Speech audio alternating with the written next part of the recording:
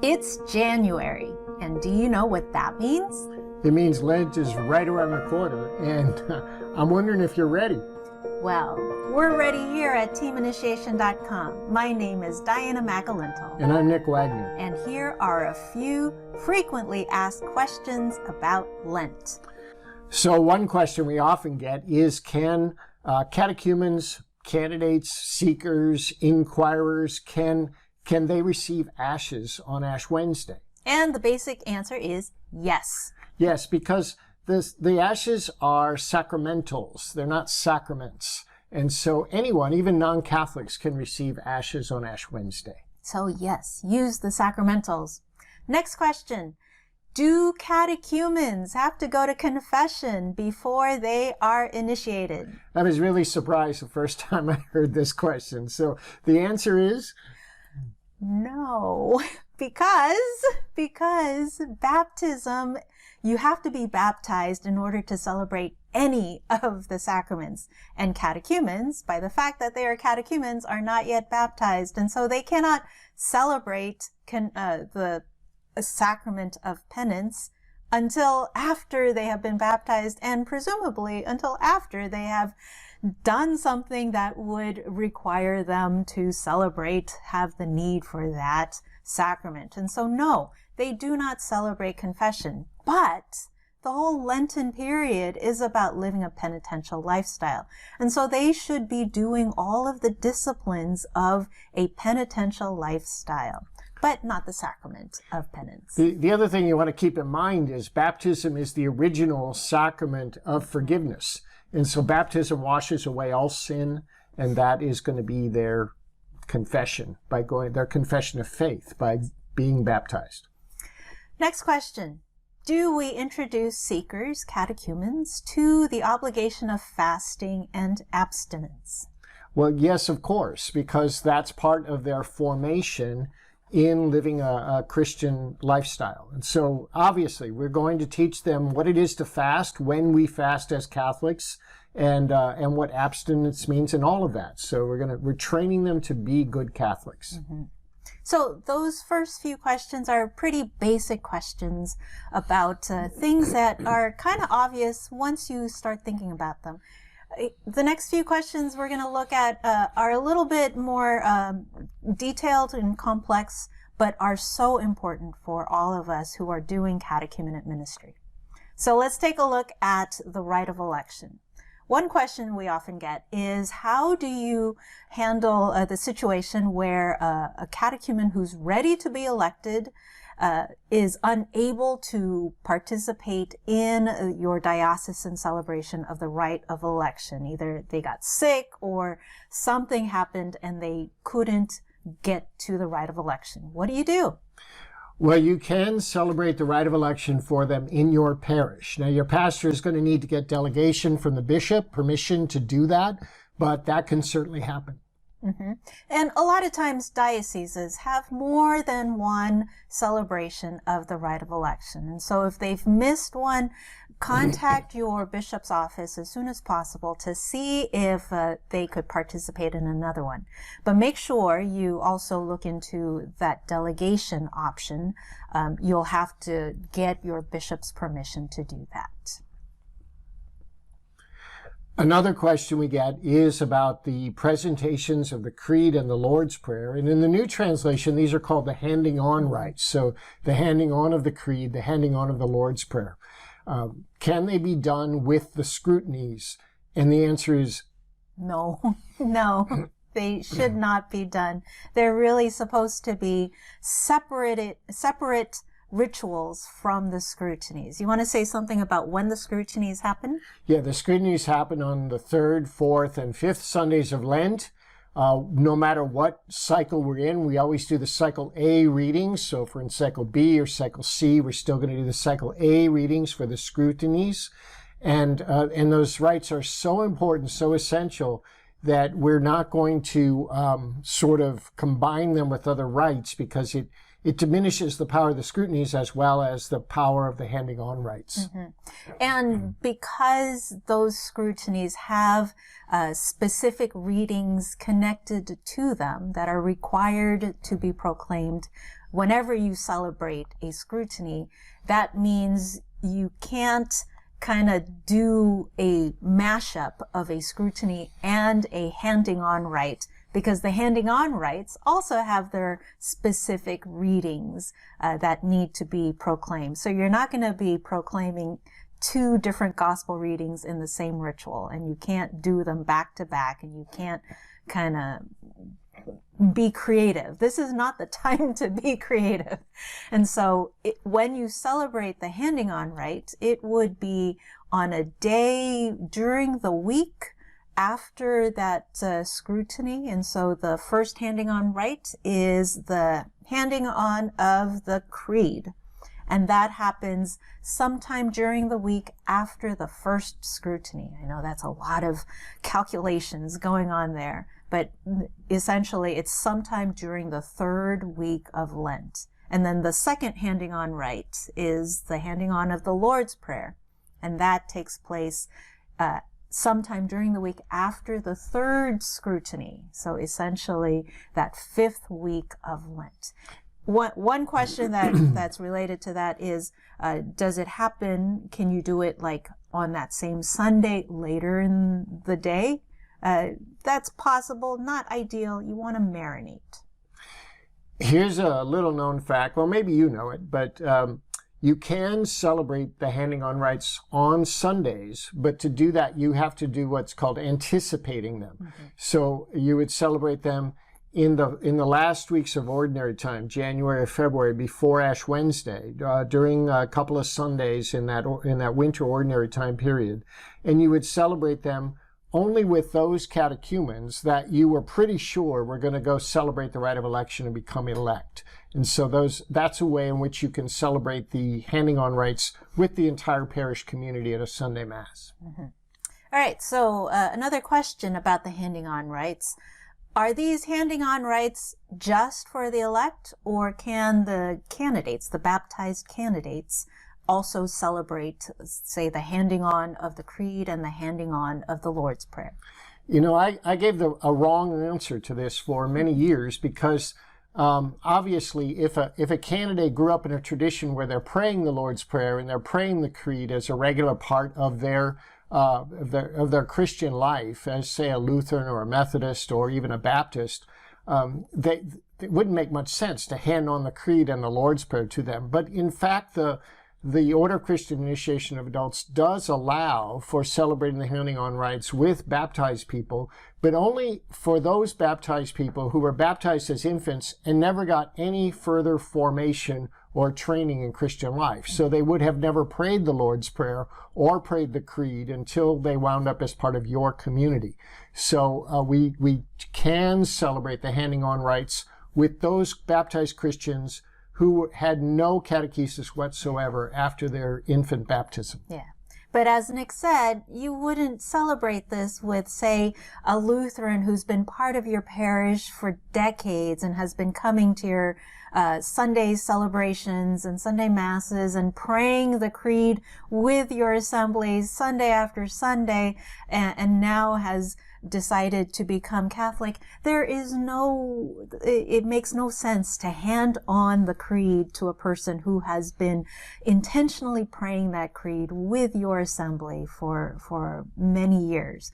And so you have to be wise in deciding when to celebrate and when not to celebrate these handing on rites. And in the case of Lutherans and Methodists and some other liturgical traditions, they pray the same creed that we do, the Nicene Creed. So they've been praying it, even if they're new to the Catholic community. They've been praying it in their tradition for a long time anyhow. All right. So let's see, we talked about presentations, the handing on rites. Here's a question. You want to ask the other question? That one about scrutinies. Yeah, do we have to celebrate all three scrutinies? And we sort of got a clue about this during COVID, because in many places we celebrated the first scrutiny and then the lockdown happened, and we couldn't celebrate any other scrutinies. And that's when a lot of us discovered for the first time that all three scrutinies are required. And if we're going to miss one for some reason, if a candidate or a catechumen gets sick or some tragedy happens and they can't get to the second scrutiny or whatever, only the bishop can dispense their obligation to celebrate that scrutiny. And that would only be for serious circumstances. And then the rite says, if it's really, really serious circumstances, say they get very, very ill and they're sick for the last 2 scrutinies, and that's a really rare but important case, then the bishop may dispense from 2 scrutinies. But those are exceptions, and we're never going to set up pastoral policy based on the exception. The rule is that we're going to celebrate all 3 scrutinies, and so we need to let our catechumens know early on what the dates are. They need to clear their calendars. They need to plan to be there for those 3 celebrations of the scrutinies. Yeah, and you'll find that in your ritual text at paragraph 20. It's that important. Now, if you can reschedule the scrutiny for some time during the week, you can do that. You would still use the readings for the scrutiny. It could even just be a liturgy of the word. It doesn't have to be a daily mass or one of the weekday masses. And your deacon can preside at that, If it's a liturgy of the word service, your Yes. deacon can preside at it, yes. Yes, so if they miss that Sunday scrutiny, see if you can reschedule it for some time during the week. And if your catechumen is traveling, say they miss the second scrutiny because they have an important business meeting on the other coast or somewhere else in the country or even another country, they can participate in whatever parish they wind up at that Sunday. They can participate in that parish's scrutiny if the parish is celebrating one. Yeah, you'll need to help them coordinate with whoever's coordinating the ritual at that parish, so they don't get surprised about who is this Who's person. a stranger showing up for our scrutiny. They're very eager to celebrate with us. But yes, so we have many options that we can do, but the scrutinies are that important. And they have to be celebrated in the proper order. So woman at the well, man born blind, raising of Lazarus. Here's a question about scrutinies with children. How do you celebrate scrutinies with children? Yeah, I don't really, I get confused about this question sometimes because it's often presented in such a way that the scrutinies are too rigorous or too difficult or too overwhelming for children. And I've never had that experience. I've always incorporated the children with the adults in the celebration of the scrutinies. And the children, in my experience, seem to kind of get it or participate more deeply or more fully or more powerfully in the scrutiny, sometimes more so than the adults. Now, there are, in the appendix or in the back part of the Order of Christian Initiation of Adults, there are adapted rites for children, and there are what they call scrutinies, or at least one scrutiny in that section. But as I read through it and look at it, it doesn't look or feel very much like a scrutiny to me, and it also doesn't have the powerful ritual elements of a scrutiny that I think are so important. And so those are optional. We're not required to celebrate those with children. The children are required to celebrate scrutinies, whether you do the children's adaptation or you do the adult scrutinies. And I've always chosen to do the adult scrutinies with them, and it's been a wonderful experience for the children that I've encountered. And because the scrutinies involve those beautiful gospel readings that are they're not difficult to understand, and they're very dramatic. There's lots of action going on. And so it's very engaging for children and for adults to hear those gospel readings proclaimed well. And so don't try to water down the scrutiny ritual for children, because they can do more than you expect them to do. And they don't say anything during the ritual either. And so you don't have to prep them to respond or say any words during the scrutiny ritual. So just use the symbols fully for them, and they will flourish and benefit from that celebration. Another question we get is about dismissals. Now, dismissals are not well celebrated in most parishes. And of course, at team initiation, we're big proponents of celebrating the dismissal.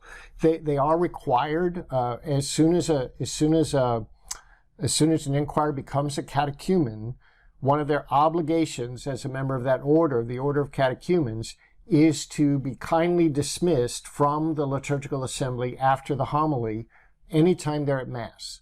And the purpose of the dismissal is the dismissal itself. It is to say that these folks are of a different order in the church and they are preparing for full initiation. What happens after the dismissal, that can vary. It just depends upon your community and your inquirers, your catechumens.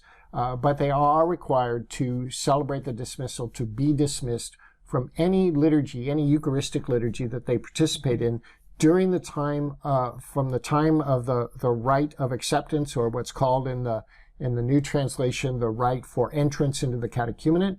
From that moment until their initiation at the Easter Vigil, they are to be dismissed after the homily. So let's end the rumor, the misconception, the misinformation that dismissals only take place during Lent. They do take place during Lent and all year long until a person is baptized. And then the last frequently asked question that we want to look at is about those who are unbaptized, who are catechumens, but through discernment with the parish community, with their sponsors, with them, you've discerned that it really would not be good for them to be initiated at this coming Easter Vigil, but they really need more time for formation, more time to learn the traditions and disciplines of living a Christian way of life. What do you do with them during Lent and during the Easter celebration? Well, you keep doing what you're doing. You keep forming them using the disciplines found in paragraph 75 for their formation. You keep celebrating with them the liturgies of the Word, all of the different rituals that are part of the period of the catechumenate, and so blessings of catechumens, anointings, minor exorcisms, but you would not send them to the Rite of Election. You would not celebrate the Scrutinies or the presentations with them. But they would still be there at Sunday Mass along with your elect, and they would still be dismissed from the Sunday Eucharist along with your elect.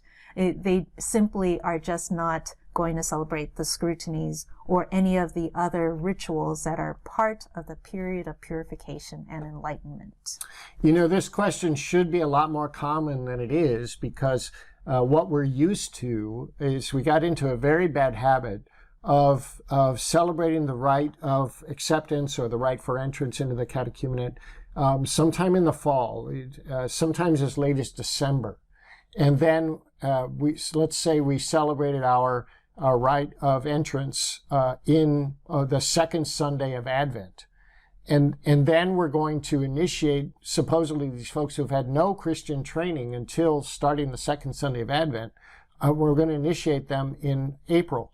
And that's just not enough time for a brand new person to be formed in the disciplines of the faith. And so the national statutes in the United States say that the catechumenate period has to last for at least one full liturgical year in order to form them in those disciplines of the faith. And the rite itself says, in paragraph, I think it's 76, that this process could take several years, perhaps. Now, when people hear that, they freak out a little bit, because how am I going to get several years of catechetical training, and I don't have the staff for that, I don't have the volunteers for that. But what we have to remember is the primary formation for these catechumens, the way they learn to live the Christian life, is by hanging out with Christians. And so their primary formation is going to be liturgical. It's going to be how we pray at Sunday liturgy, how we pray those rites during the catechumenate that Diana mentioned, the minor exorcisms, the blessings, the anointings, how we pray in the domestic church. All that's going to be primary formation. And then hanging out with Christians who serve the poor, who do the work of apostolic witness, who act like Christians out in a non-Christian world, and that forces us to really consider our faith and what it is we're doing that causes us to be so countercultural. all these ways are ways in which your catechumens are going to learn to live as Christians, and your Wednesday classes are they're important, but they're secondary to all of that other kind of living. So you don't need to fret too much of coming up with a 3-year curriculum or even a 1-year curriculum. Your liturgical year, your way of Christian life in your parish, all of that is your curriculum. Well, so that's a lot to chew on, but you got at least another month or two before Lent starts. And so hopefully this has been helpful to you. My name is Diana McAlintal. And I'm Nick Wagner. Come over to teaminitiation.com for even more resources to help you in your initiation ministry. Thanks for watching.